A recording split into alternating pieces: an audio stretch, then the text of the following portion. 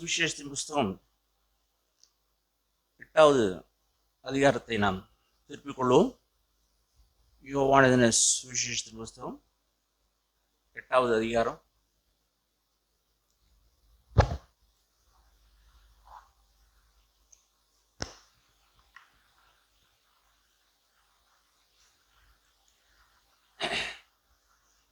இந்த 8வது அதிகாரத்தில் 3ஆம் வசனத்திலிருந்து 7ஆம் வசனம் வரைக்கும் அந்த ஸ்திரீயை அவர்கள் பிடித்து இயேசுவிடத்தில் கொண்டு வந்து இயேசு முன்பாக நிறுத்துகிற நிகழ்வை நாம் வாசிக்கிறோம். இங்கே அந்த வசனங்கள் குறிப்பிடப்பட்டிருக்கிறது. 8ஆம் அதிகாரம் 3ஆம் வசனத்திலிருந்து 7ஆம் வசனம் வரைக்கும் வாசிங்க. அப்பொழுது விபச்சாரத்திலே கண்டுபிடிக்கப்பட்ட ஒரு ஸ்திரீயை வேதபாரகரும் பரிசேயரும் அவரிடத்தில் கொண்டு வந்து அவளை நடுவே நிறுத்தி, போதகரே, இந்த ஸ்திரீ விபச்சாரத்தில் கையும் மெய்யுமாய் பிடிக்கப்பட்டாள். இப்படிப்பட்டவர்களை கல்லெறிந்து கொள்ள வேண்டும் என்று மோசே நியாயப்பிரமாணத்தில் நமக்கு கட்டளையிட்டிருக்கிறாரே, நீர் என்ன சொல்லுகிறீர் என்றார்கள்.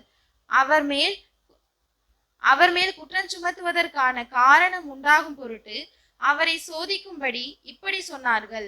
இயேசுவோ குனிந்து விரலினால் தரையிலே எழுதினார். அங்கே ஒரு குற்றஞ்சாட்டின ஒரு பெரும் திரளான கூட்டம் நின்று கொண்டிருக்கிறது. அங்கே ஒரு ஸ்திரீ தன்னுடைய இருதயத்திலே குற்ற உணர்வோடு, இன்னும் கொஞ்ச நேரத்தில் நம்மளை கொன்னுடுவாங்கங்கிற உணர்வோடு நின்று கொண்டிருக்கிறார். அவ என்ன காரணத்துக்காக அந்த பாவம் செய்தான்னு சொல்லி யாருக்கும் தெரியாது. அவள் தண்டிக்க, அதாவது சூழ்நிலை நிமித்தம் தள்ளப்பட்டவளோ, அல்ல குடும்பத்தின் ஒரு வறுமை நிமித்தம் தள்ளப்பட்டவளோ, அல்ல ஜனங்களுடைய அந்த ஆதிக்கத்திலே அதிகாரத்தினாலே அவரை விழுந்து போனாலும் அதெல்லாம் எதுவும் தெரியாது. ஆனால் அவள் விபச்சாரம் செய்தாள். அதான் உலகம் பார்க்கிறது. உலகத்துடைய கண்ணோட்டம் இப்படிதான் இந்த உலகம் பார்த்து எப்பொழுதுமே நம்மை நியாயந்துக்கிறது. அவளுடைய உள்ளான நிலைமை என்ன என்று சொல்லி தேவனுக்கு மட்டும்தான் தெரியும். இங்கே பார்க்குறோம், அந்த ஸ்திரீயை நிறுத்தியிருக்கிறாங்க. அங்கே ஒரு பெரும் திரளான கூட்டம் நின்று கொண்டிருக்கிறது. இப்பொழுது யார் முதலால் கல்லால் எரியணுங்கிற அந்த செய்தி அங்கே வருகிறது. அங்கே ஆண்டவர் ஒரே ஒரு வார்த்தை, உங்களில் பாவமில்லாதவன் இவள் மேல் முதல்ல கல்லெறியட்டும்.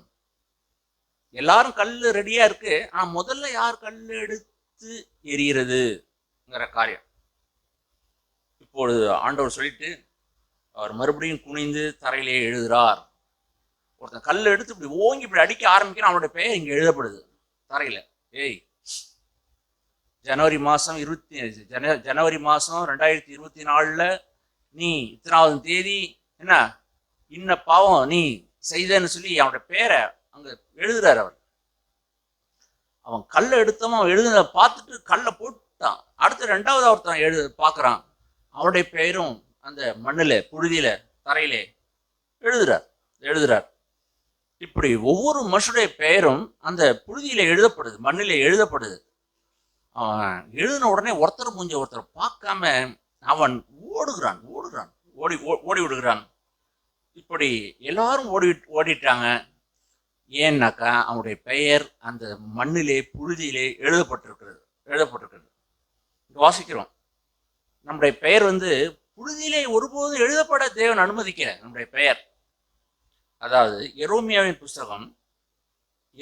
புஸ்தகத்தை திருப்பிக் கொள்ள விரும்புகிறேன். எரோமியாவின் புஸ்தகம் 17வது அதிகாரம்.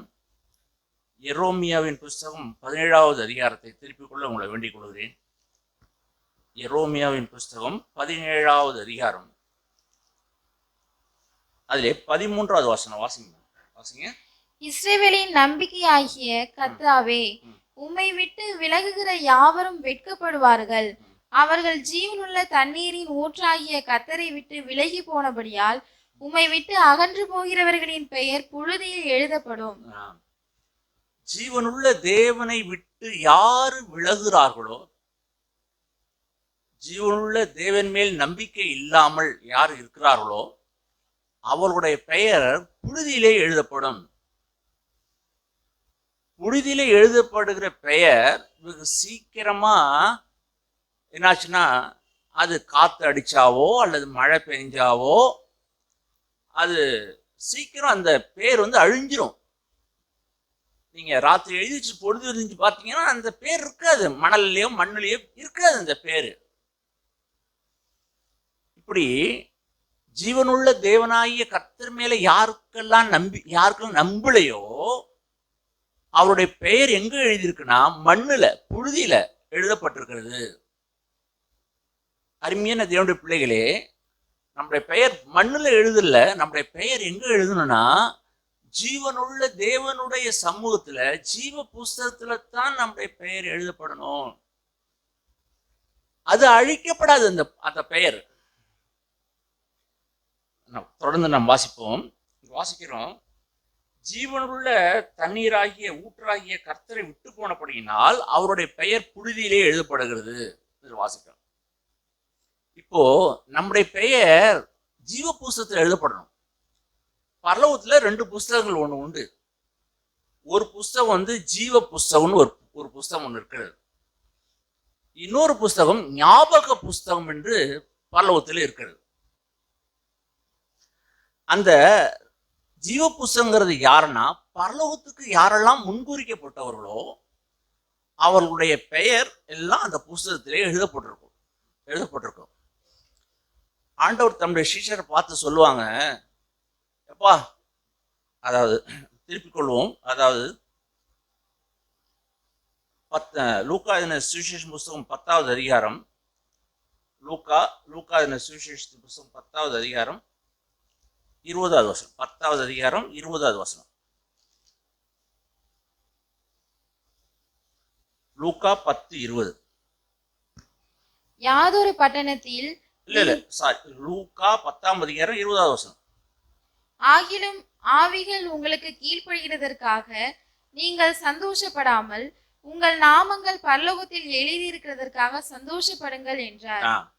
தம்முடைய சீஷர்ல எல்லா இடங்களுக்கு போய் தேவனுடைய ராஜ்யத்தை குறித்து சொல்லுங்க, பாவ மன்னிப்பு குறித்து சொல்லுங்க, இந்த உலகம் சீக்கிரமா அழிய போகுதுங்கிறத சொல்லுங்க, நித்திய ராஜ்யம் இருக்குங்கிறத சொல்லுங்க, உங்களுடைய பாவங்கள் தான் அதுக்கு தடையா இருக்கு, உங்களுடைய பாவங்களை மன்னிக்கிற ஒரு இயேசு வந்திருக்கிறாங்க, இந்த நல்ல செய்தியை எல்லா ஜனங்களுக்கு போய் சொல்லுங்க, பிசாசுகளை துரத்துங்க, வியாதிக்காரங்களை சௌக்கியமாக்குங்க, எல்லாத்தையும் சொல்லி அனுப்புறாங்க ஆண்டவர்.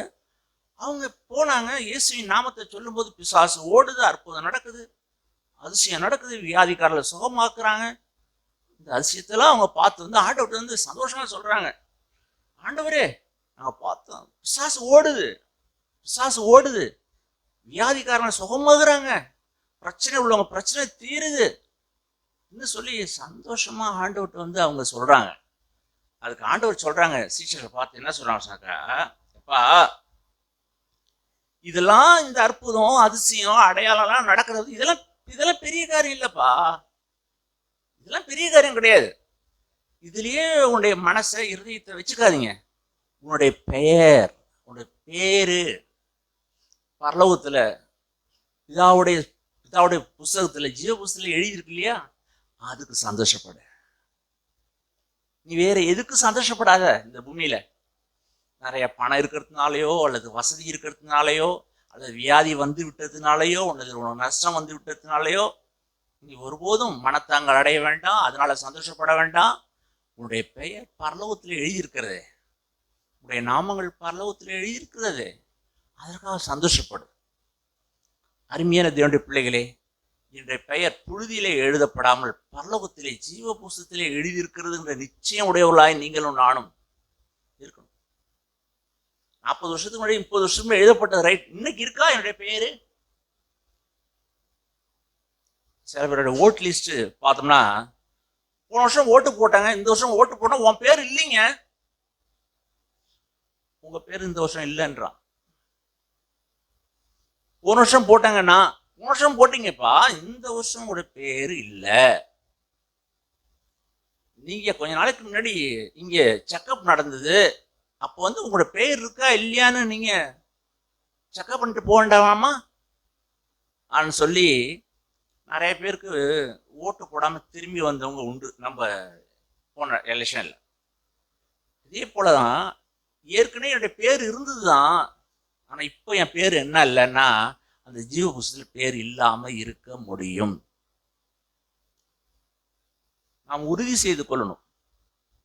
நான் பெருமையா இருக்கும்போது, தனக்கான தேடும்போது, சுய மகிமுடையவனா இருக்கும்போது என்னுடைய பெயர் கிறுக்கப்படும், எழுதப்படும். புஸ்தகத்தை பார்த்தா ஆச்சரியம் இருக்கும். நிறைய பேரோட பேரு கிறுக்கி இருக்கும். அங்க ஆச்சரியப்படுவோம் நம்ம, ஐயோ இன்னாரோட பேர்ல கிறுக்கி இருக்குது. ஆண்டவர் சொல்வார், இவரோட பெயர் எழுதியிருந்தது உண்மைதான், ஆனா இவங்க பெருமையின் நிமித்தமும், இவங்களுடைய அகங்காரத்தின் நிமித்தமும், ஆணவத்தின் நிமித்தமும், இவங்க குற்றப்படுத்துவதன் நிமித்தமும், மற்றவர்கள் மீது விரல் நீட்டினது நிமித்தமும், தன்னுடைய நிலைமை இன்னதென்று இவர்கள் அறியாத நிமித்தம் இவருடைய பெயர் கிறுக்கப்பட்டாயிடுச்சு. அருமையான தேவனுடைய பிள்ளைகளே, நான் வாழ்கிற இந்த நாட்கள், கடைசி நாட்கள என்னுடைய பெயர் ஜீவ புஸ்தகத்தில் இருக்கா? வேற எதுக்கும் சந்தோஷப்பட வேண்டாம். அந்த பூமியில நல்லதுதான், இந்த பூமிக்குரிய வசதியும் வாய்ப்பு சௌக்கியம் எல்லாம் நல்லதுதான், சந்தோஷம்தான். ஆனா மிகுந்த சந்தோஷம் என்ன தெரியும்னா, உங்களுடைய பெயரு பரலோகத்துல எழுதியிருக்கிறதுக்காக சந்தோஷப்படுங்க. இங்க நம்ம பேரை முன்னாடி வைக்கலாம், பின்னாடி வைக்கலாம், என்ன வேணாலும் பண்ணலாம், எது வேணாலும் செய்யலாம். ஆனா பரலோகத்துல அப்படி கிடையாது. தாழ்மையுள்ள ஜனங்கள், இயேசுவை பின்பற்றின ஜனங்களுடைய பெயர் தான் நாங்கள் எழுதப்படுறோம். தொடர்ந்து வாசிக்கிறோம். உங்களுடைய பெயர் பரலோகத்துல எழுதியிருக்கா மாத்திரம் சந்தோஷப்படுங்க. இந்த பூமியில நடக்கிற எந்த காரியங்களுக்காக சந்தோஷப்படாத. இதெல்லாம் வரும் போகும், வரும் போகும், இன்னைக்கு இருக்கிற பிரச்சனை நாளைக்கு தீர்ந்து போகும், இதுக்காக கவலைப்படாத. நீ ஆண்டவர் தம்முடைய சீஷர்களை பார்த்து, ஜாக்கிரதையா உங்களோட பெயர் பரலோகத்தில் எழுதியிருக்கா, சந்தோஷப்படுங்க. நம்முடைய வாழ்க்கையில சந்தோஷம், பரலோகத்தில் என்னுடைய பெயர் இருக்கு. நீங்கள் நானும் உறுதி செய்து கொள்ள வேண்டும் இந்த நாட்கள்ல. ஆண்டவரே என்னுடைய பெயர் இருக்கா? ஒருத்தரை மோசை சொல்லுவார், ஆண்டவரே என்னுடைய பெயரை கிறுக்கி போடுங்க ஆண்டவரே, உன்னை பெரிய ஜாதியாக்குறேன், உன்னை வேணா அழைச்சிட்டு போறேன் என்ன மோசைட்டு ஆண்டவர் சொல்லுவாங்க. இல்ல ஆண்டவரே, என் பேரை வேணா கிறுக்கி போடுங்க, இந்த ஜனங்கள்லாம் வரட்டும் ஆண்டவரே. எவ்வளவு ஒரு நல்ல இருதயம் பாருங்க. அதே மாதிரி பவுல் சொல்லுவாங்க, ஆண்டவரே இவளுக்கு பதிலாக நான் சபிக்கப்பட்டவனா போட்டோம் ஆண்டவரே, ஏன் ஜனங்கள் ரட்சிக்கப்படணும் ஆண்டவரே, ஏன் ஜனங்கள் மனம் திரும்பணும் ஆண்டவரே, இடைவிடாத வேதனை துக்கமா இருக்குன்னு சொல்லுவார் பவுல். புலம்புவாங்க, என் பேரை கிறுக்கி வேணா போடுங்க, இவங்க ஜனங்க உங்களுடைய ராஜ்யத்துக்கு வரணும் நான் சொல்லி புலம்புவார். அருமையான தேவனுடைய பிள்ளைகளே, நாம் வாழ்கிற இந்த கடைசி நாட்கள்ல எத்தனையோ அதிசயங்களும் அற்புதங்களும் அடையாளங்களும் நடக்கும். ஆனா அதை வச்சு சந்தோஷப்பட்டுறாத. உன்னுடைய பேரு ஜீவ புஸ்தகத்தில் இருக்கிறதுக்காக சந்தோஷப்படு சொல்லி ஆண்டவர் தம்முடைய சீஷரை பார்த்து சொல்றார். நான் மறுபடியும் சொல்ற இன்னொரு காரியம் என்னன்னு சொன்னாக்கா, அதாவது வெளிப்படுத்தின விசேஷத்தின் புஸ்தகம் 20வது அதிகாரத்தை வெளிப்படுத்தின விசேஷத்தின் புஸ்தகம் 20வது அதிகாரத்தை திருப்பிக் கொள்ள முடியும். நான் உங்களை வேண்டிக் கொள்கிறேன்.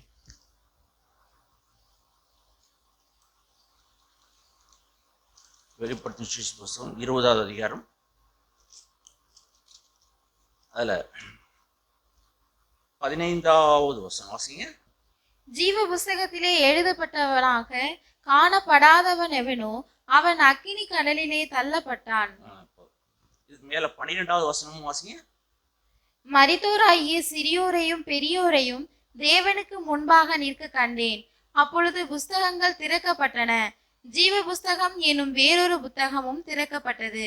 அப்பொழுது அந்த புஸ்தகங்களில் எழுதப்பட்டவைகளின்படியே மரித்தோர் தங்கள் தங்கள் கிரியைகளுக்கு தக்கதாக நியாய தீர்ப்படைந்தார்கள். மரித்தோர்கள் சிறியோர் பெரியோர்களையும் எல்லாரும் தேவனுக்கு முன்பாக நிற்க பார்க்கிறேன். ஒரு பெரும் கூட்டம் நிற்கிறாங்க. தாத்தா பாட்டி முப்பாட்டன் 4வது பாட்டன், இங்கே வேணா யாருன்னு தெரியாது, அங்க போனா கண்டிப்பா தெரியும் 4வது பாட்டன் யாரு, இதுக்கு முன்னாடி இந்த 3வது பாட்டி யாரு, எல்லாரும் இருப்பாங்க. ஜாடா பேர் இருப்பாங்க, ஆதாம் வரைக்கும் எல்லாரும் நிற்பாங்க. சிறியோர் பெரியோர் எத்தனை தலைமுறையோ அத்தனை தலைமுறையும் இயேசுக்கு முன்பாக நிற்பாங்க. அத்தனை நிற்பாங்க. வாசிக்கிறோம். அப்பொழுது புஸ்தகங்கள் திறக்கப்பட்டன. ஜீவ புஸ்தகம் திறக்கப்பட்டது. அவருக்கு முன்பாக ஒரு புஸ்தகம் திறக்கப்பட்டது. தங்கள் தங்கள் கிரியைக்கு தக்கதாக நியாய தீர்ப்படைந்தார்கள். இந்த பூமியில அவருடைய எத்தனை காலையில் எழுந்துச்சு சாயந்தரம் படுக்க போற வரைக்கும் எத்தனையோ காரியங்களை நம்ம செய்கிறோம். எல்லா கிரியையும் பதிவு செய்யப்படுகிறது, எல்லா காரியம் பதிவிடப்படுது. இயேசு கிறிஸ்துவ குறித்தான ஒரு காரியம் இப்படிதான் சொல்லப்படுது, என்னை குறித்து புஸ்தகத்தில் எழுதியிருக்கிறவைகளை என்று எபிரேயர் புஸ்தகத்தில் வாசிக்கிறோம். என்னை குறித்து என்ன எழுதியிருக்கிறது? இப்போ காலையில் எழுந்திருக்கிறோம், சாயந்தரம் படுக்க போகிறோம் வரைக்கும் நான் என்னென்னலாம் பேசினேன், சிந்திச்சேன், யோசித்தேன், செஞ்சேங்கிற காரியங்கள்லாம் யாரோ ஒருத்தர் எழுதிக்கிட்டே இருக்கிறாங்க. அல்லது இன்னைக்கு இருக்கிற மாதிரி இந்த சிசிடிவி கேமரா, இன்னைக்கு இருக்கிற மாதிரி எத்தனையோ பதிவு செய்கிற உபகரணங்கள்லாம் இருக்குது. இன்னைக்கு பேசிக்கிட்டே அப்படியே படம் பிடிச்சிடும். இங்கேருந்து படம் பிடிக்கிறது இல்லை, இங்கே இருக்கிற அமெரிக்காவுக்கு இங்கே இருக்கிற செய்தியை நொடி பொழுது அப்படியே அங்கே காமிச்சிடும். அப்படிலாம் உபகரணங்கள் இப்படி அப்படியே வந்துருச்சு. ஆனால் பரலோக தகப்பன் ஒவ்வொரு நாளும் என்னை கவனித்து அவர் ஒரு புஸ்தகத்தை எழுதிக்கிட்டே இருந்தார்னா எப்படி இருக்கும்? அப்படின்னா எவ்வளோ ஜாக்கிரதையாக நம்ம இருப்போம். அருமையான தேவனுடைய பிள்ளைகளே, என்னை குறித்து ஒருத்தர் கவனிச்சுட்டே இருக்கிறாங்க. நான் பேசுறது, நான் யோசிக்கிறது, நான் சிந்திக்கிறது எல்லாம் எழுதிக்கிட்டே இருக்காங்க. ஒரு புஸ்தகம் எழுதிக்கிட்டே இருக்குனாக்கா எவ்வளோ ஜாக்கிரதையாக நம்ம நடந்து கொள்ளும். ஆனால் அந்த பூமியின் நாட்கள்லாம் என்னை குறித்து ஒரு பதிவு செய்யப்பட்டு கொண்டே இருக்கிறது. கடைசியாக இந்த பதிவு செய்த புஸ்தகங்கள் அவருக்கு முன்பாக திறக்கப்படுது. சேட்டு 63 வயசுல என்னுடைய வாழ்க்கை முடியுது. 63 வருஷம் நான் எப்படி வாழ்ந்தேன், எல்லா கணக்கையும் அவருக்கு முன்பாக கொண்டு வரப்படுது. நான் செஞ்ச நல்லது கெட்டது என்ன பண்ணேன், எல்லா காரியமும் 63 வருஷம் வாழ்க்கையை ஆண்டவர் காமிப்பார். வினவு தெரிஞ்ச நாட்களுக்கு எப்போ வினவு தெரியுதோ அதுக்கு அந்தாண்ட, வினவு தெரியாத நாட்கள் அப்போ அதை கணக்கெடுத்துக்க மாட்டார் ஆண்டவர். எப்போ எனக்கு வினவு தெரிய ஆரம்பிச்சதோ, இது பாவம்னு செய்ய ஆரம்பிக்கிறேனோ, நல்லது கெட்டதுன்னு என் மனசாட்சி எப்போ எனக்கு உறுத்த ஆரம்பிக்குதோ அப்போல இருந்து தேவன் ஒரு பதிவை எழுதுகிறார். இதை தான் அவங்க சொல்லுகிறார். தங்கள் கிரியைகளுக்கு தக்கதாக நியாய தீர்ப்பு அடைந்தார்கள். ஒரு மனுஷனும் தப்ப முடியாது. இந்த முழு உலகத்தை அண்ட சராசரத்தில் அவன் ராஜாவானாலும் சரி, பிரதம மந்திரி ஆனாலும் சரி, அவன் தோட்டி ஆனாலும் தொம்பனானாலும் சரி, எந்த மனுஷனும் தப்ப முடியாது அவருக்கு முன்பாக. அதான் உயிரோடு இருக்கிற நாளெல்லாம் நாம் அவருக்கு பயந்து, என்னை குறித்து ஒரு புஸ்தகம் எழுதப்பட்டுக்கிட்டு இருக்குங்கிறத நாம் பயப்படணும். வாழ்நாட்களில் மறந்து போகக்கூடாது. அதனால தான் இந்த 13ஆம் வசனம் வாசிக்கிறோம். தங்கள் கிரியையின்படி நியாய தீர்ப்பு அடையும்படிக்கு அந்த அவருக்கு முன்பாக நிற்பார்கள் என்று இருக்கிறது. அடுத்தபடி ஜீவ புஸ்தகத்தில் யாருடைய பெயரெல்லாம் இருக்குதோ நான் செய்த நன்மையும் தீமையும் அது ஒரு புஸ்தகத்தில் கண்டிப்பாக எழுதப்பட்டிருக்கும். இன்னொன்று ஜீவனுக்குரியவர்கள் ஜீவ புஸ்தகத்தில் என்னுடைய பெயரும் எழுதப்பட்டிருக்கும். நான் தப்பிக்க முடியாது, நீங்களும் நானும் தப்ப முடியாது. நான் மனம் திரும்பி என்னை தாழ்த்தி பணிந்திருக்கணும். அப்பொழுது என்னுடைய அக்கிரமங்களெல்லாம் மன்னிக்கப்பட்டது. சில பக்கங்கள் மன்னிக்கப்பட்டதுன்னு இருக்கும். ஆகையினால் இந்த பூமியின் நாட்களில் உயிரோடு வாழ்கிற நாட்கள் எல்லாம் தேவனுக்கு பயந்து, ஆண்டவரே ஒவ்வொரு நாளும் என்னை குறித்து நீ பதிவு செஞ்சிட்ருக்கீங்கிறத நான் மறந்து போகக்கூடாது.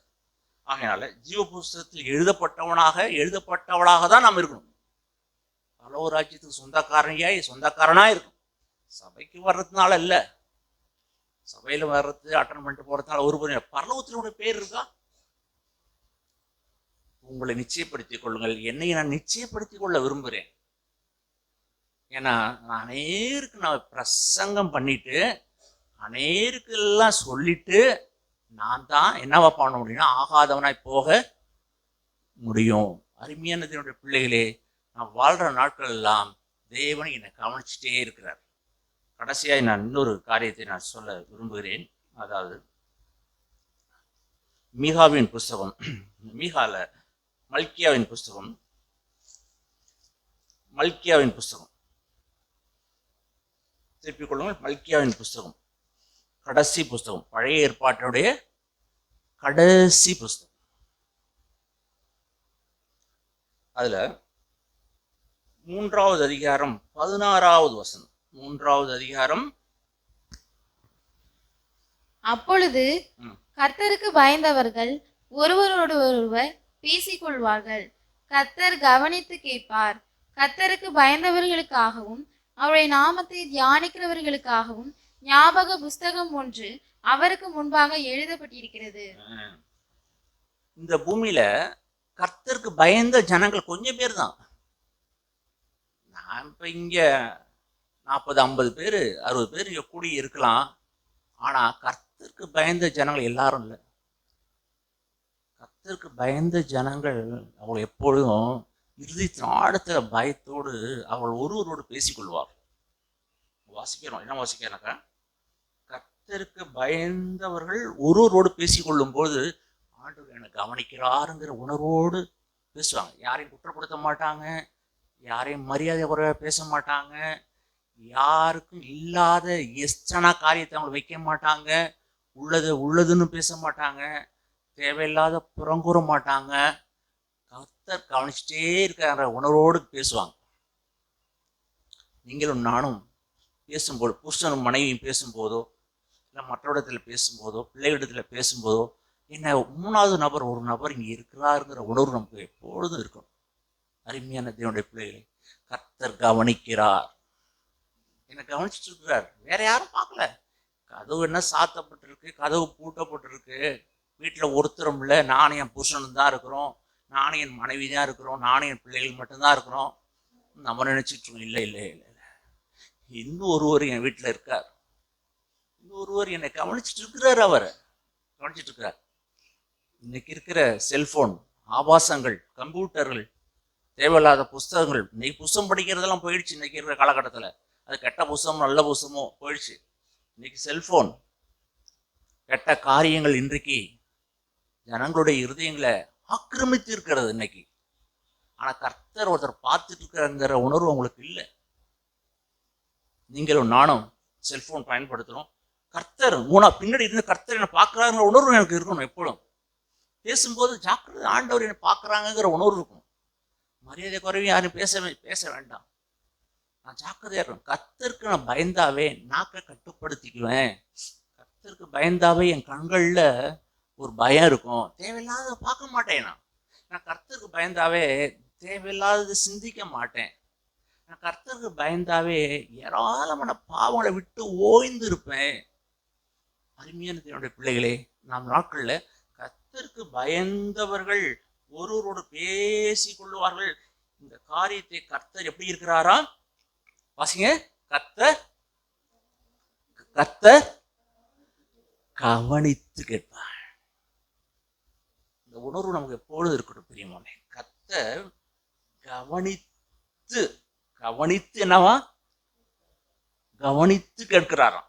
கர்த்தர் கவனித்து கேட்பார். சில பேர் சில காரியங்களை பேசுறாங்க, இறைச்சலா இருக்குனாக்கா அந்த காரியத்தை கவனமா கேட்பாங்க. நீங்களும் நானும் பேசுறத கர்த்தர் கவனித்து கேட்கிறார். மறந்து போக வேண்டாம். கர்த்தருக்கு பயந்தவர்களுக்காகவும் அவருடைய நாமத்தை தியானிக்கிறவர்களுக்காகவும் ஞாபக புஸ்தகம் ஒன்று அவருக்கு முன்பாக எழுதப்பட்டிருக்கிறது.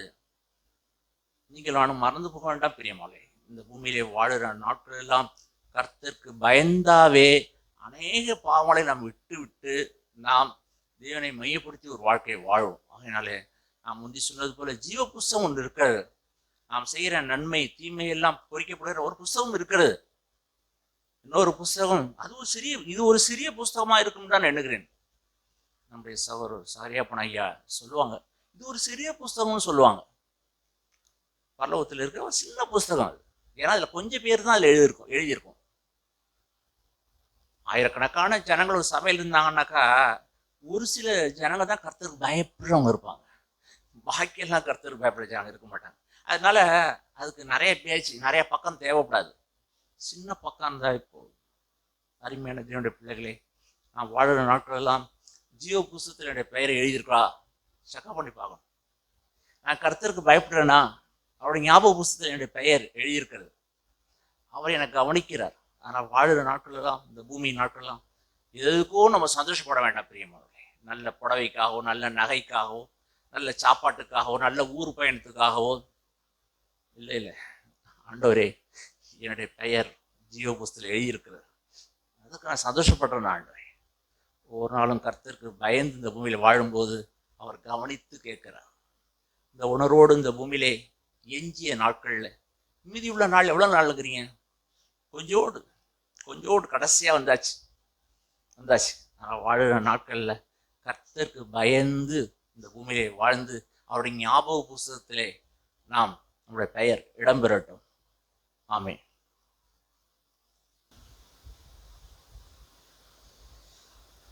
நாம் வாசித்த அந்த யோவான் எழுதின சுவிசேஷம் அந்த 8ஆம் அதிகாரம்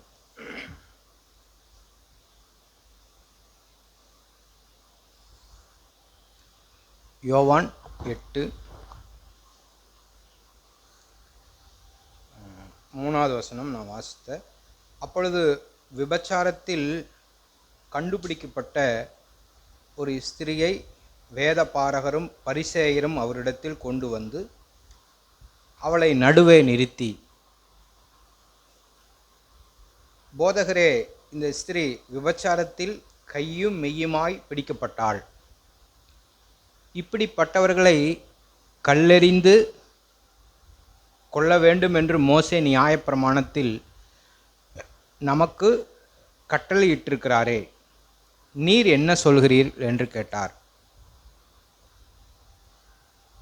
அப்படின்னா ஒருத்தவங்க பாவம் செஞ்சிட்டாங்க அப்படின்னா அந்த நாளில் ஒரு பிரமாணம் இருந்தது. அந்த பிரமாணம் என்னென்னா, ஒரு மனுஷன் தேவனுடைய வார்த்தைக்கு விரோதமாக மாறுதலாக ஒன்று செஞ்சிட்டானா அவனை கல்லறிந்து கொல்லணும். அப்படி சில பேரை கொன்னும் இருக்காங்க. உதாரணம் பார்த்தீங்கன்னா நீங்கள் வீடுகளில் வாசிக்கலாம். யோசுவா 7ஆம் அதிகாரம் 25வது வசனம், என்னாகம் 15 32 36, லேவியராகம் 24 10 11. இதில் பார்த்தீங்கன்னா ஒரு மனுஷன் தூசித்த மனுஷன். என்னென்னா, அவன் இஸ்ரவேல் ஜனங்களோடு கூட அவன் பிரயாணப்பட்டு வந்த மனுஷன். அவன் என்ன பண்ணிடுவான், பாளையத்தில் இன்னொருத்தரோடு சண்டை போட்டுருவார். சண்டை போட்ட உடனே சண்டையில் என்ன பண்ணிடுவார்னா ஆண்டவரை தூசிச்சிருவார். என்ன உன்னுடைய ஆண்டவர் அப்படின்னு சொல்லி தூசிச்சிருவார். இந்த சண்டை நிமித்தம் என்ன செய்வாங்கன்னா, அவனை பிடிச்சு மோசே இடத்துல அழைச்சிட்டு போவாங்க. இவன் ஆண்டவரை தூசிச்சிட்டான், இதுக்கு என்ன செய்யணும் அப்படின்னு சொல்லி கேட்பாங்க. அதுக்கப்போ அவனை பிடிச்சி காவலில் வச்சுருவாங்க. மறுநாள் தீர்ப்பு வரும் வரைக்கும் வச்சுருப்பாங்க. என்ன தீர்ப்பு வரும்னா, அவனை கல்லறிந்து கொள்ளுங்க. ஒரு மனுஷன் சண்டை பண்ணினதுக்கே, கோவப்பட்டதுக்கே அவனை கல்லறிந்து கொண்டாங்க. அப்படி செஞ்சாங்க. இன்னொரு மனுஷன் என்னென்னா, ஓய்வு நாளில் என்ன செய்வார்னா விரவு பொறுக்கிடுவார். விரவு பொறுக்கி அடுப்பு மூட்டிடுவார் சமைச்சு சாப்பிட்றதுக்கு. அவனையும் பிடிச்சு என்ன செய்வாங்கன்னா கல்லெறிஞ்சு கொள்வாங்க. இப்படியெல்லாம் பிரமாணங்கள் இருந்தது. இப்படி தான் இந்த சகோதரியை, இந்த ஸ்திரியை என்ன செய்கிறாங்கன்னா கையும் மெய்யுமாக பிடிக்கப்பட்டாங்க. பிடித்த உடனே அங்கே அவரிடத்தில் கொண்டாடுறாங்க. என்ன ஒரு விசேஷமான சம்பவம் அப்படின்னா, அந்த கையும் மெய்யுமாய் பிடிக்கப்பட்டதை என்ன செய்கிறாங்கன்னா இயேசுவிடத்தில் கொண்டாடுறாங்க. இன்றைக்கும் கூட நம்ம என்ன செய்யணும்னா, நம்மளை ஒன்றில் விழுந்துட்டோம் அல்லது நம்ம கோவப்பட்டுட்டோம், தவறிட்டோம், நம்ம என்ன செய்யணும்னா இயேசுவிடத்தில் வந்துடணும். ஒரு சம்பவம் நடக்குது அல்லது ஒரு பிரச்சனை இருக்குது அப்படின்னா எல்லாத்தையும் எங்கே கொண்டாடணும்னா இயேசுவின் சமூகத்துக்கு கொண்டாடணும். ஆண்டவரே, இப்படி நடக்குது ஆண்டவரே, நான் என்ன செய்வதுன்னு எனக்கு தெரியல ஆண்டவரே, இந்த சூழ்நிலை இப்படி இருக்குது, நான் என்ன செய்வேன்னு தெரியல ஆண்டவரே, அநீதி நடக்குது ஆண்டவரே, இப்போ நான் என்ன செய்வேன்னு எனக்கு தெரியல ஆண்டவரே அப்படின்னு சொல்லி இயேசுவிடத்தில் கொண்டாந்துடணும். இவங்களை பிடிச்சு இயேசுவிடத்தில் வராங்க. கொண்டாந்து, ஆண்டவரே, மோசே இப்படி எழுதியிருக்கிறார், நீர் என்ன சொல்கிறீர், இவங்களை என்ன செய்யலாம் அப்படின்னு சொல்லி அப்படி சொல்கிறாங்க. 6 அவள் மேல் குற்றம் சுமத்துவதற்கான காரணம் உண்டாக இருக்கும் பொருட்டு அவரை சோதிக்கும்படி இப்படி சொன்னார்கள். இயேசுவோ குனிந்து விரலினால் தரையிலே எழுதினார். அவர் எழுதுகிறார். அவர்கள் ஓயாமல் அவரை கேட்டுக்கொண்டிருந்தார்கள். என்ன சொல்கிறீங்க, என்ன சொல்கிறீங்க, ஓயாமல் கேட்டுக்கொண்டே இருக்காங்க. ஓயாமல் கல்லறிந்து கொள்ளணும். ஒருத்தன் மாட்டிட்டான், இதுதான் அவங்களுடைய ஒருத்தன் மாட்டிட்டான், சபையில் ஒருத்தன் மாட்டிட்டான், வாழ்க்கையில் ஒருத்தன் மாட்டிட்டான்னா அவனை பேசிய அரைச்ச அவனை காலி பண்ணுறது. அது மாதிரி ஒருத்தன் மாட்டிட்டான். இப்போ இந்த சம்பவம் மாட்டிக்கிட்டு நீ என்ன சொல்கிறீர் ஓயாமல் கேட்குறாங்க, ஓயாமல் அதையே கேட்டுக்கிட்டு நிற்கிறாங்க.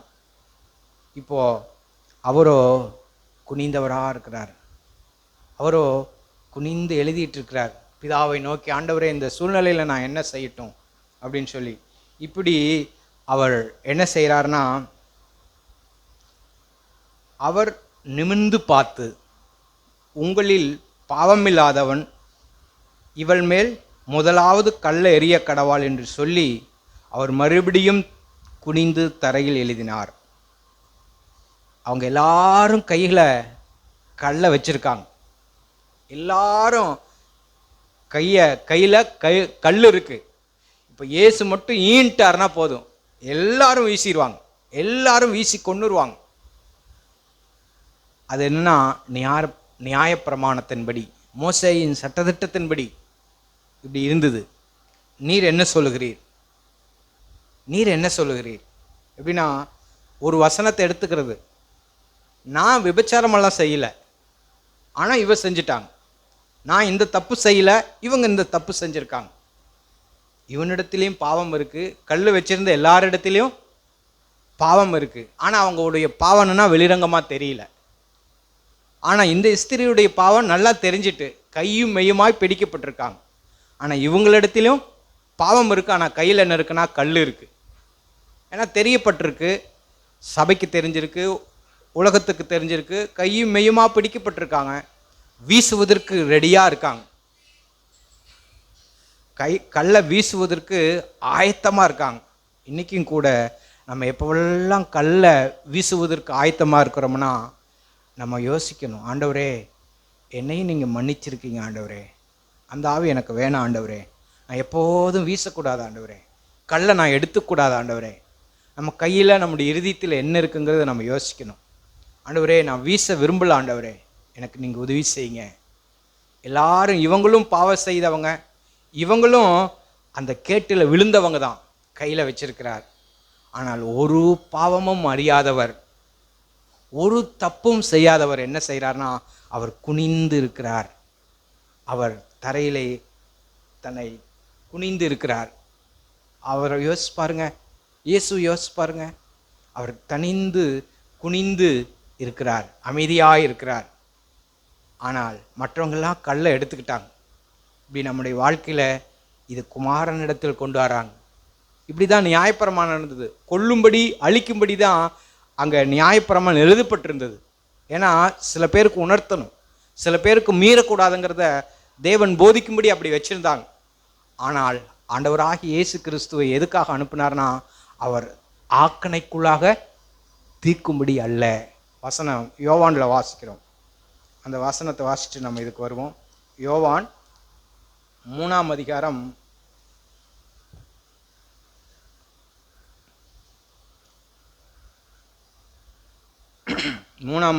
17.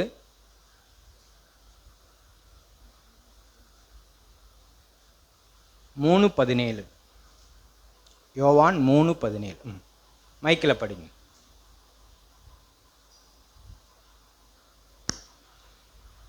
உலகத்தை ஆக்கினைக்குள்ளாக தீர்க்கும்படி தேவன் தம்முடைய குமாரனை உலகத்தில் அனுப்பாமல் அவராலே உலகம் ரட்சிக்கப்படுவதற்காகவே அவரை அனுப்பினார். உலகம் ஆக்கினைக்குள்ளாக தீர்க்கும்படி தேவன் தம்முடைய குமாரனை உலகத்தில் அனுப்பாமல் அவராலே ரட்சிக்கப்படும்படி கிருபையும் சத்தியமும் நிறைந்தவராய் அவர் வெளிப்பட்டார். அவர் எப்படி வெளிப்பட்டார்னா தம்முடைய குமாரனை எதற்காக அனுப்பினார்னா கெட்டு போனதை ரட்சிக்கும்படி, பாவிகளை மனந்திருப்பும்படி, பாவிகள் மனந்திரும்பும்படி அவர் இந்த உலகத்துக்கு வந்தார். அவரை ஆக்கணைக்குள்ளாக அல்ல, அந்த ஸ்திரியை ஆக்கணைக்குள்ளாக அல்ல. இயேசு கிறிஸ்து எதுக்காக அவர் உலகத்துக்கு வந்தார்னா நம்மளை எல்லாரையும் ஆக்கணைக்குள்ளாக தீர்க்கும்படி, நம்முடைய பாவத்தையும் நம்முடைய தவறுகளையும் ஆக்கணைக்குள்ளாக தீர்க்கும்படி வல்ல, அதிலிருந்து நம்மளை ரட்சிக்கும்படி, அதிலிருந்து நம்ம மனம் திரும்பும்படி, அதிலிருந்து நம்ம குணப்படும்படி, கெட்டுப்போனதை ரட்சிக்க உலகத்துக்கு வந்தார். இன்றைக்கி ஒரு போதகனுடைய வார்த்தையோ அல்லது ஒரு மனுஷனுடைய வார்த்தையோ உங்களை ஆக்கணைக்குள்ளாக தீக்கும் என்றால் நீங்கள் அதுக்கு செவி கொடுக்க வேண்டாம். ஒரு மனுஷனுடைய வார்த்தை உங்களை ஆக்கணைக்குள்ளாக தீக்கும் என்றால் அது தேவனுடைய வார்த்தையும் அல்ல, அது கிறிஸ்துவனுடைய வார்த்தையே அல்ல. ஆனால் ஆண்டவரோ நம்மளை ரட்சிக்கும்படி, நம்மை மீட்கும்படி, ஆக்கணைக்குள்ளாக தீக்கும்படி அல்ல, அவர் நம்மை விடுதலையாக்கும்படியே வந்தார். பரிசுத்த ஆவியானவர் இதை தான் சொல்கிறாங்க. அங்கே ரோமரில் வாசிக்கிறோம் 8ஆம் அதிகாரத்தில், ரோமர்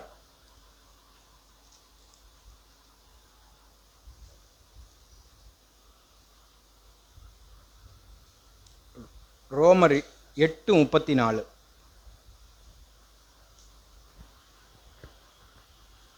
ஆக்கினைக்குள்ளாக தீர்க்கிறவன் யார்? ஆக்கணைக்குள்ளாக தீர்க்கிறவன் யார்? உலகமோ மாம்சமோ பிசாசோ மனிதர்களோ உன்னை ஆக்கணைக்குள்ளாக தீர்க்கிறது யார்? உனக்காக ஒருவர் என்ன செய்திருக்கார்னா, கிறிஸ்துவே மரித்தவர், கிறிஸ்துவே நம்முடைய பாவங்களுக்காக மரித்திருக்கிறார். நம்மளை நீதிமானாக்கும்படி நம்முடைய எல்லா தண்டனையும் அவர் ஏற்றுக்கொண்டிருக்கிறார். நம்முடைய அக்கிரமங்களை எல்லாம் ஏற்று அவர் சுமந்திருக்கிறார். இனியும் உன்னை ஆக்கணைக்குள்ளாக தீர்க்கிறது யார்? அது ஒரு மனுஷனாகவோ ஒரு போதகனாகவோ அல்லது ஒரு மூப்பருடைய வார்த்தையோ உங்களை ஆக்கணைக்குள்ளாக தீர்க்கும் என்றால் அது தேவனுடைய வார்த்தை அல்ல. நீங்கள் உணர்வடையலாம், மனம் திரும்பலாம், ஆனால் உங்களை தீர்க்கிறவன் யார்?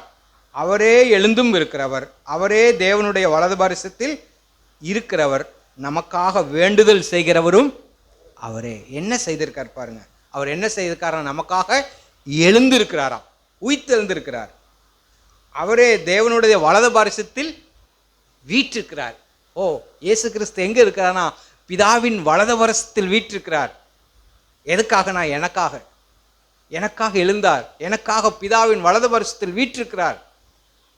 என்னுடைய குற்ற மனசாட்சியை, என்னுடைய பாவத்தை கழுவ, என்னுடைய வாழ்க்கையை சுத்திகரிக்க அவர் எதற்காக? அவர் எழுந்திருக்கிறார். எழுந்து அவர் பரிசுத்த ஆவினால் நிறைந்தவராய் அவர் என்ன செய்திருக்கார்? பிதாவின் வலது பாரிசத்திலே வீற்றிருக்கிறார். என்ன ஒரு ஆச்சரியம்! ஓ, இந்த உலகத்தில் எதுவும் என்னை குற்றப்படுத்த முடியாது, இந்த உலகத்தில் எதுவும் என்னை ஆக்கணைக்குள்ளாக தீர்க்க முடியாது. ஏனால் அவர் எழுந்திருக்கிறார், அவர் பிதாவின் வலது பாரிசத்தில் இருக்கிறார். இன்னும் என்ன சொல்லனா, நமக்காக வேண்டுதல் செய்கிறவரும் அவரே. எப்படி வேண்டுதல்னா, ஆண்டவரே நான் விழுந்துட்டப்பா, நம்ம உணர்வடையணும். அப்படின்னா பாவத்திலேயே நிலைத்திருப்பதல்ல, பாவத்திலே வாழ்வதல்ல. ஆண்டவரே நான் விழுந்திருக்கப்பா. நம்ம ஒரு காரியத்தில் விழுந்துடுறோம், ஒரு காரியத்தில் தவறு செய்துடுறோம். நம்ம உணர்வடையணும், நாம் மனம் திரும்பணும், நம்மளை சரி செய்யணும், நம்மளை ஒப்பு கொடுக்கணும். ஆண்டவருக்கு நாம் பயப்படணும். பயந்து ஆண்டவரிடத்தில் வரும்போது அவர் நமக்காக என்ன செய்தார்னா உதவி செய்கிறார், நமக்காக வேண்டுதல் செய்கிறார். பிதாவிடத்தில் அவர் வேண்டுதல் செய்கிறார். ஆண்டவரே என் பிள்ளை, என்னுடைய சகோதரன், என்னுடைய சகோதரி, இவளுக்கு உதவி செய்யுங்க. இந்த சூழ்நிலையில் இவங்க இருக்காங்க, இந்த சூழ்நிலையில் இவங்க போராடுறாங்க, ஆண்டவரே இவங்களுக்கு உதவி செய்யும்னு சொல்லி பிதாவிடத்தில் அவர் என்ன செய்கிறார்னா நமக்காக அவர் பரிந்து பேசுகிறார். நம்மளை ஆக்கணைக்குள்ளாக தீர்க்கிறவர் அல்லவே அல்ல, அவர் நமக்கு உதவி செய்கிறவர். ஆகையால் அவர் பிதாவின் வலது பாரிசத்திலே வீற்றிருக்கிறார். இப்படிதான் அவர் நம்மை விடுதலையாக்கும்படி குமாரன் வெளிப்பட்டார், ஆக்கணைக்குள்ளாக தீர்க்கும்படி அல்ல. நாம் யாவரும் அந்த குற்றமான சாட்சிக்கு வர வேண்டாம். எல்லாரும் கல்லை பொறுக்கி கொண்டாங்க. ஆனால் இந்த ஸ்திரியோ இயேசுவின் பாதத்தில் அமர்ந்திருக்கிறாள். அவள் நிர்கதியற்றவளாய், உதவியற்றவளாய் அங்கே இருக்கிறாள். எல்லாரும் குற்றம் சாட்டுகிறார்கள். நியாயப்பிரமாணத்தின்படி கல்லெறியப்பட வேண்டும், நியாயப்பிரமாணத்தின்படி கொல்லப்பட வேண்டும். ஆனால் அவரோ அங்கே ஒரு தடைக்கல்லாய், அங்கே விடுதலை செய்யக்கூடிய விடுதலையின் வேந்தனாய், வெற்றியின் ராஜாவாய் அங்கே குறுக்க இருக்கிறார். இங்கே ஸ்திரீ, அங்கே இயேசு, இங்கே எல்லாரும் ஜனங்க. இப்போ அவளுக்கு உதவியாக இருப்பது யாரென்றால் ஆண்டவராகிய இயேசு கிறிஸ்து. அவர் மட்டும் இல்லைனா ஒவ்வொரு கல்லும் அவளை கொலை செய்திருக்கும், ஒவ்வொரு கல்லும் அங்கங்கமாய் அவளை கொன்னிருக்கும். அதில் ஒரு பாடல் கூட உண்டு. என்னன்னா, நீர் மாத்திரம் இல்லைனா ஜனங்கள் என்னை உயிரோடு விழுங்கி இருப்பார்கள். நிற்பதும் நிர்மூலமாகாதிருப்பதும் உம்முடைய சுத்த கிருபை. அது மாதிரி அவளுடைய வாழ்க்கையில் உணர்ந்திருப்பாள். ஆண்டவரே, நீர் மட்டும் இல்லைனா எல்லாரும் என்ன கொன்னிருப்பாங்க ஆண்டவரே, கொன்னிருப்பாங்க ஆண்டவரே. அதே மாதிரி தான் உலகம் நம்மளை ஆண்டவர் மட்டும் இல்லைனா எல்லா வகையிலும் பிசாசு, உலகம், நம்முடைய காரியங்கள் நம்மளை அழுத்தி இருக்கும். ஆனால் அவர் நம்மோடு கூட இருக்கிறதால் நமக்கு உதவி கிடைக்கிறது. அவராலே நாம் பிழைத்திருக்கிறோம். அவர் மூலமாக நமக்கு உதவி கிடைக்கிறது. ஆகையால் நம்ம ஒவ்வொரு சமயமும் அவர் ஆக்கணைக்குள்ளாக தூக்கும்படி அல்ல. அந்த ஸ்திரிக்கு ஒரே ஒரு வார்த்தை சொன்னார், இனி நீ பாவம் செய்தாதே. அந்த இரக்கமுள்ள தகப்பனாய், இரக்கமுள்ள குமாரனாய் அவர் வெளிப்பட்டார். வாசிக்கிறோம், கிருபையும் சத்தியமும் நிறைந்தவராய் உலகத்திலே வெளிப்பட்டார். தேவகுமாரன் எப்படி வெளிப்பட்டார்னா, பிதாவை ஒருவனும் ஒரு காலமும் கண்டதில்லை. ஆனால் தேவன் எப்படி இருப்பார் என்பதற்கு ஒரு முன் சுவையாய் இயேசு கிறிஸ்து வாழ்ந்து காண்பித்தார். பிதாவை அப்படியே காண்பித்தார். அதான் கிருபையும் சத்தியமும் நிறைந்தவராய் உலகத்திலே வெளிப்பட்டார். அந்த ஸ்திரீக்கு உதவி செய்தார். இனி பாவம் செய்யாதே. அந்த வார்த்தை நமக்கு எடுத்துக்கணும். ஆண்டவரே, இனி பாவமில்லாத ஒரு வாழ்க்கை எனக்கு வேணும் ஆண்டவரே. நான் அப்படியே நிலைத்திருக்கக்கூடாது ஆண்டவரே. ஆண்டவரே, என்னுடைய மனசாட்சியில் ஒரு சுத்தமான இருதயம் வேணும் ஆண்டவரே. என்னுடைய வார்த்தையில் தூய்மை வேணும் ஆண்டவரே. என் வாழ்க்கையில் ஒரு தூய்மையான வாழ்க்கை வேணும் ஆண்டவரே. அநியாயமும் அக்கிரமமும் மோசமான இருதயமும் வஞ்சகமும் என்னுடைய செயலெல்லாம் பொல்லாததாக இருக்கிறது ஆண்டவரே. இப்படியெல்லாம் நான் இருக்கக்கூடாது ஆண்டவரே. ஆண்டவரே, நான் சுத்தமுள்ளவனாக இருக்கணும் ஆண்டவரே. நீதிமொழிகள் ஒரு வசனம் இருக்குது, வெவ்வேறான நிறைக்கல் அப்படின்னா, தராசில் வெவ்வேறான நிறைக்கல் அப்படின்னா, தராசு போல என்னுடைய வாழ்க்கை ஆண்டவரே. அதில் தூய்மையான சரியான எடை நிறுத்தக்கூடிய கல்லாக இருக்கணும் ஆண்டவரே. என் வாழ்க்கை அப்படி இருக்கணும் ஆண்டவரே. என் இருதயம் தூய்மையாக இருக்கணும் ஆண்டவரே. ஒரு தெளிந்த நீரோடை போல இருக்கணும் ஆண்டவரே. இயேசுவே, நீர் உதவி செய்யுங்க. வாசிக்கிறோம், 1 பேதுல நான் வாசிக்கிறோம், அவர் பரிசுத்தமாக இருக்கிறதை போல நீங்களும் உங்கள் நடக்கையில் எல்லாவற்றிலும் பரிசுத்தமாக இருங்க. ஆண்டவரே, நீர் பரிசுத்தம் உள்ளவர். ஆண்டவரே, நான் நடக்கிற ஒவ்வொரு நடையிலும், நான் பேசுகிற ஒவ்வொரு சமயத்திலும் ஆண்டவரே, அந்த உண்மையுள்ள அந்த பரிசுத்தமுள்ள நடக்கை எனக்கு வேணும் ஆண்டவரே. பரிசுத்தமுள்ள வாழ்க்கை எனக்கு வேணும் ஆண்டவரே. இனி பாவம் செய்யாதே. இனி அந்த வாழ்க்கை உனக்கு வேண்டாம். இனி குற்றமுள்ள இறுதி உனக்கு வேண்டாம். நீ கழுவப்பட்ட ஒரு மனுஷனாய், கழுவப்பட்ட மனுஷியாய் நீ என்னை பின்பற்றுன்னு ஆண்டவர் சொன்னார். இது மாதிரி நம்முடைய வாழ்க்கையில் ஒவ்வொரு சமயமும் நாம் மனம் திரும்புவோம். ஒவ்வொரு சமயத்திலும் நம்மை ஆராய்ந்து பார்ப்போம்.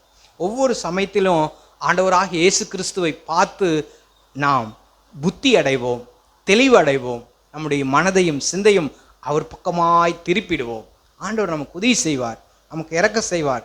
ஆகையால் அந்த சகோதரிக்கு சொன்ன வார்த்தை நான் வாசித்து முடிக்கிறேன். யோவான் 8ஆம் அதிகாரம்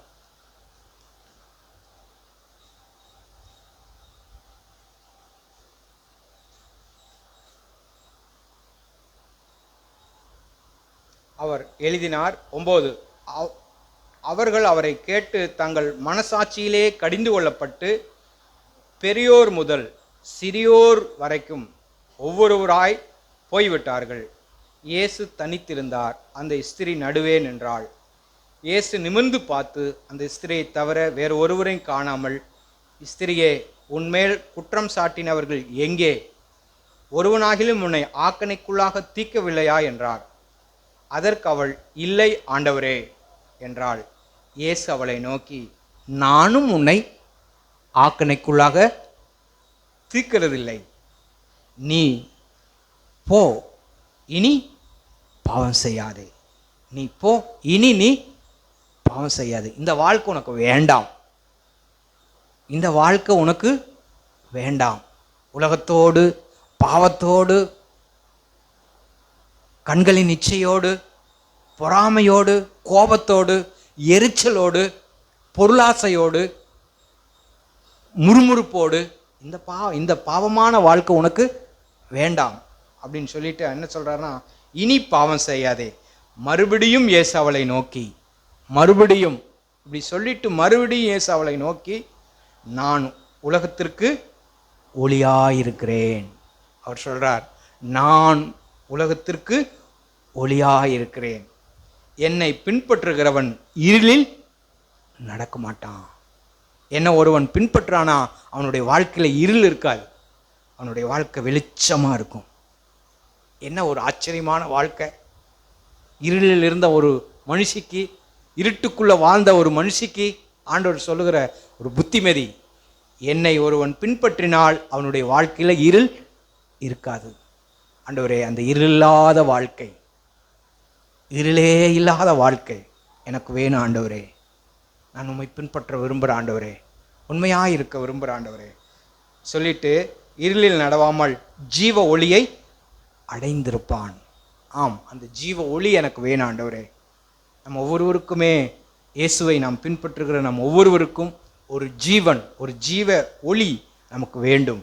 அதை நாம் பின்பற்றுவோம். ஆண்டவராக இயேசுவிடத்தில் மட்டுமே அந்த வாழ்க்கை உண்டு. அவர் மட்டுமே நம்ம ஒவ்வொருவருக்கும் தர முடியும். ஆமீன்.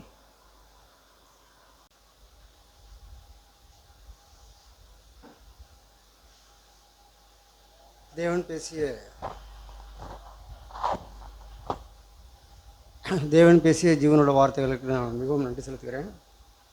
நாம் கேட்டோம் இந்த யோவான் எழுதின சுவிசேஷம் 8ஆம் அதிகாரம்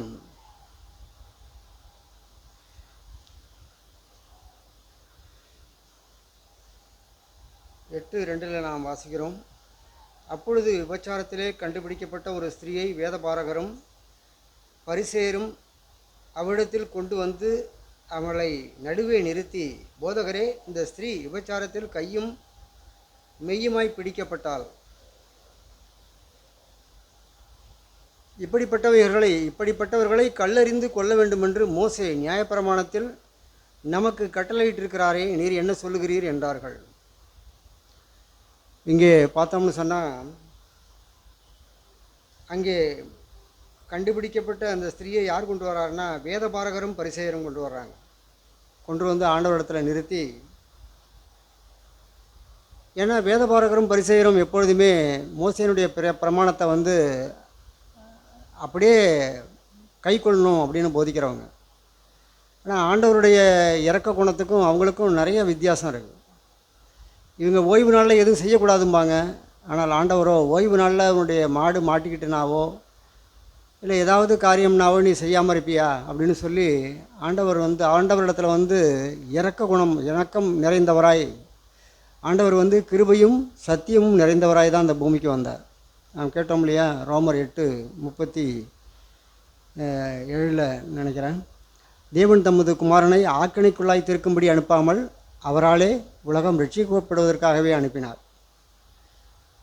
நம்முடைய அழைப்பும் அப்படி தான். யாரையுமே குற்றப்படுத்துவதற்கோ ஆக்கினைக்குள்ளாய் தீர்ப்பதற்கோ அது என்னுடைய வேலையே அல்ல. இங்கே பார்த்தோம்னா, போதகரே, இந்த ஸ்திரீ விபச்சாரத்தில் கையும் மெய்யுமாய் பிடிக்கப்பட்டால் இப்படிப்பட்டவர்களை கல்லறிந்து கொள்ள வேண்டுமென்று மோசே நியாயப்பிரமாணத்தில் நமக்கு கட்டளையிட்டிருக்கிறாரே. ஏன்னா இவங்க தேவனுடைய கட்டளை காட்டிலும் மோசே கட்டளையிட்டிருக்கிறத அப்படியே நிறைவேற்றிடணும். அதில் அவங்க ஒரே குறியாக இருக்கிறவங்க தான். அவங்க இடத்துல இரக்கம்லாம் பார்க்கவே முடியாது. கட்டளையிட்டிருக்கிறாரே, நீர் என்ன சொல்லுகிறீர் என்றார்கள். அவர் மேல் குற்றம் சுமத்துவதற்கான காரணம் உண்டாகும் பொருட்டு அவரை சோதிக்கும்படி இப்படி சொன்னார்கள்.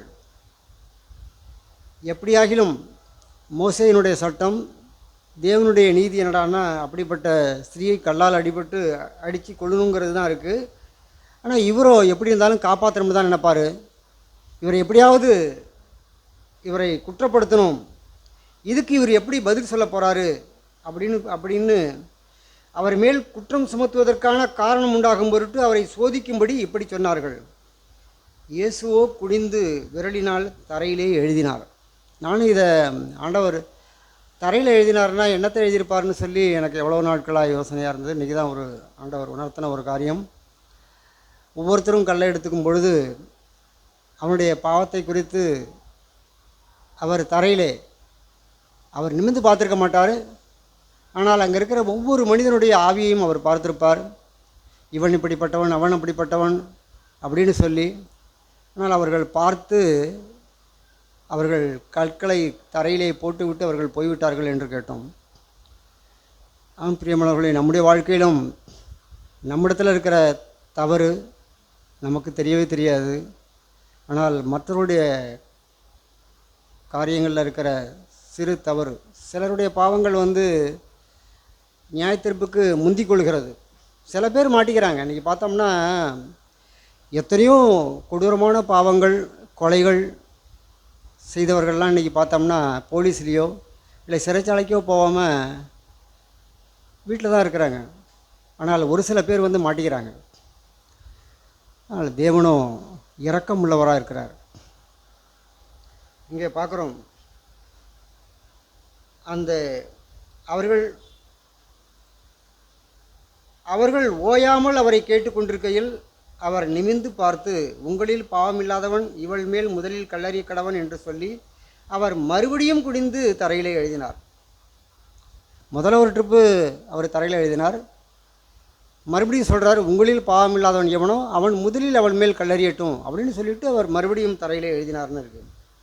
அவர்கள் அதை கேட்டு தங்கள் மனசாட்சியினால் கடிந்து கொள்ளப்பட்டு பெரியோர் முதல் சிறியோர் வரைக்கும் ஒவ்வொருவராய் போய்விட்டார்கள். மனசாட்சியினால் கடிந்து கொள்ளப்பட்டு பெரியோர் முதல் சிறியோர் வரை ஒவ்வொருவராய் போய்விட்டார்கள். இயேசு தனித்திருந்தார். அந்த ஸ்திரீ நடுவே நின்றாள். இயேசு நிமிர்ந்து அந்த ஸ்திரீயை தவிர வேறு ஒருவரையும் காணாமல், ஸ்திரீயே, உன்மேல் குற்றம் சாட்டினவர்கள் எங்கே? ஒருவனாகிலும் உன்னை ஆக்கணைக்குள்ளாய் தீர்க்கவில்லையா என்றார். அதற்கு அவள், இல்லை ஆண்டவரே என்றாள். இயேசு அவளை நோக்கி, நானும் உன்னை ஆக்கணைக்குள்ளாய் தீர்க்கிறதில்லை, நீ போ, இனி பாவம் செய்யாதே என்றார். இப்படித்தான் பிரியமானவர்களை நம்முடையும் ஆண்டவர் விட்டு வைத்திருக்கிறார். நான் இதை கேட்டுக்கொண்டிருக்கும் பொழுது ஒரு வசனம் எனக்கு ஞாபகம் வந்தது. மத்தேயு எழுதின சுவிசேஷம் 5ஆம் அதிகாரம் மலைப்பிரசங்க வார்த்தையில் ஆண்டவர் சொல்லுவாங்க, விபச்சாரம் செய்யாதிருப்பாயாக என்பது பூர்வத்தாருக்கு 5:27. விபச்சாரம் செய்யாதிருப்பாயாக என்பது பூர்வத்தாருக்கு உரைக்கப்பட்டதென்று கேள்விப்பட்டிருக்கிறீர்கள். நான் உங்களுக்கு சொல்கிறேன், ஒரு ஸ்திரீயை இச்சையோடு பார்க்கிற எவனும் தன் இருதயத்தில் அவளோட விபச்சாரம் செய்தாயிற்று. இப்போ இந்த வார்த்தைக்கு, ஆண்டவருடைய வார்த்தைக்கு வரும்பொழுது நம்முடைய நிலைமையை இன்றைக்கி என்னவாக இருக்கும்? மனுஷர்களுடைய கண்களுக்கு வேண்டுமானால் என்னுடைய பாவம் தெரியாமல் இருக்கலாம், புலப்படாமல் இருக்கலாம். நான் மனுஷனோ முகத்தைத்தான் பார்க்கிறான், தேவனோ இருதயத்தை பார்க்கிறவராக இருக்கிறார். என்னுடைய இருதயத்தின் யோசனைகளையும் சிந்தனைகளையும் நான் வாழ்ந்த வாழ்க்கையையும் தேவன் பார்ப்பாரானால் எப்படி இருக்கும்? அன்னைக்கு என்ற ஸ்திரீயை கையும் மெய்யுமாய் பிடிபட்டு அவளை கல்லால் கொல்ல வேண்டும்னு சொல்லி கொண்டு வந்து இயேசுவின் பாதத்தில் நிறுத்தினார்கள். இன்றைக்கு நம்முடைய பாவங்கள் நம்முடைய சிந்தை வாழ்க்கையில், நம்முடைய இருதயத்தில் வெளியரங்கமாய் பாவம் செய்யவில்லை. ஆனால் அந்தரங்கத்தில் என்னுடைய இருதயம், என்னுடைய சிந்தனை எப்படி இருக்குது அப்படின்னு பார்த்தோமானால் கண்டிப்பாக அதே நிலைக்கு தான் நம்முடைய நிலைமையும் இருக்குது. ஆனால் இன்றைக்கும் நம்முடைய ஆண்டவர் இரக்கமுள்ளவராக இருக்கிறார். அதனாலும் நான் உணர்வடைகிறேன், ஆண்டவரே, அந்த நாட்களில் அந்த விபச்சார ஸ்திரீ பிடிபட்டது போல் இந்த நாட்களில் இருதயத்தில் இச்சிக்கிற, கோபப்படுகிற எவ்வளோ காரியங்களில் பார்த்தோம்னா, ஜீவ புஸ்தகத்தில் என்னுடைய பெயர் இல்லாதபடி கிறுக்கிப்படும்படியாகத்தான் தேவன் இருக்கிறது, காரியங்கள் இருக்கிறது. ஜீவ புஸ்தகத்தில் இருக்கும்படியான நிலைமையில் நம்ம இல்லை. அதனால் இந்த நாட்களில் நம்மை ஆழமாய் கேட்டோம் இல்லையா? சாத்ராக் சொன்னது போல் ஒரு மனுஷன் வாழ்நாள் பூரா படித்து +2 எக்ஸாம்லாம் பார்த்தா தெரியும். அதுக்கு முன்னாலாம் பேப்பரில் வரும் ரிசல்ட்டு வரும்பொழுது பார்த்தோம்னா அன்றைக்கி பேப்பர் எக்கச்சக்கமாக விநியோகமாக இருக்கும். நான் கூட பார்த்துருக்கேன். ரிசல்ட்டு வரும்பொழுது திருவாரூர் மாவட்டம்னு போட்டிருந்ததுன்னா அதில் அந்த ஆர்டரில் நம்பரில் வந்து நம்ம பேர் வந்திருக்குதா, நம்முடைய நம்பர் வந்திருக்குதான்னு சொல்லி அந்த ரிசல்ட்டில் அவ்வளவு ஆர்வமாக இருக்கும். சப்போஸ் ரிசல்ட்டில் நம்ம பேர் வரலன்னு சொன்னால் எவ்வளோ துக்கமாக இருக்கும், ரொம்ப கஷ்டம் பிரியமானவர்களே. அதனால் நாம் உலகத்தில் எவ்வளோ பேர் எவ்வளோ வேலை ஜோடியாக இருக்கிறாங்க.